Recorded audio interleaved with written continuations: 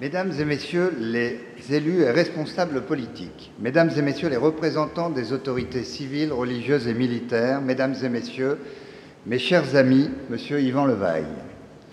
Tout d'abord, je voudrais vous souhaiter, en mon nom personnel et au nom de tous les membres de la communauté juive de Lille, la bienvenue dans notre synagogue. Nous sommes heureux et fiers de vous accueillir dans ce lieu si cher à notre cœur. Fier d'accueillir une telle sommité, instituteur, puis professeur de lettres, journaliste, producteur, animateur, auteur et bien d'autres. Comme les chats, vous avez 9 vies. Parce que je vois qu'il y a ici des gens qui ont déjà pas complètement usé le sablier de l'existence. Vous avez, comme moi aussi d'ailleurs, encore des années à vivre dans la joie et dans l'optimisme, parce que notre pays n'est pas le plus mal fondé et garde la possibilité d'espérer.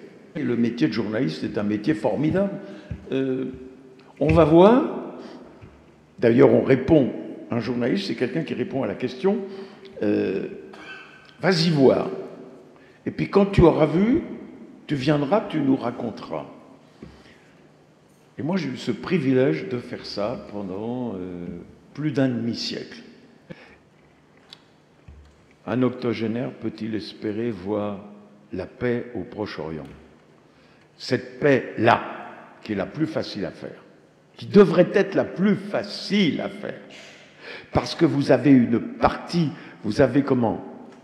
Une jeunesse palestinienne qui, au fond, a fait les études que font les Israéliens. Vous avez des mères de famille, ça faut voir ça. Quand on va en Israël, on peut visiter un hôpital, on peut visiter, malgré le mur, vous voyez des gens qui viennent pour faire soigner leurs enfants côté israélien. Si vous allez à Haïfa, vous avez la surprise de voir que dans le centre technique et scientifique où on fait des nanotechnologies, qui est merveilleux, un merveilleux endroit. Si on le visite, on voit, il y a des étudiants palestiniens qui étudient en même temps que les Israéliens. Il faut la faire, cette paix. Et il faut la faire, il faut qu'il y ait 2 États, pour qu'Israël ne soit jamais dans un monde qui est mouvant. Il y a beaucoup de gens aujourd'hui qui disent, regardez bien le monde, car c'est peut-être un monde d'avant-guerre. C'est peut-être un monde d'avant-guerre, de réduction des impôts, d'extinction du chômage après 10 heures du soir, de la parité complète pour les hommes et les femmes, refonte du code pénal, refonte du code du travail. Il lisait les 2 pages et puis il disait « Et ça finit comment ?»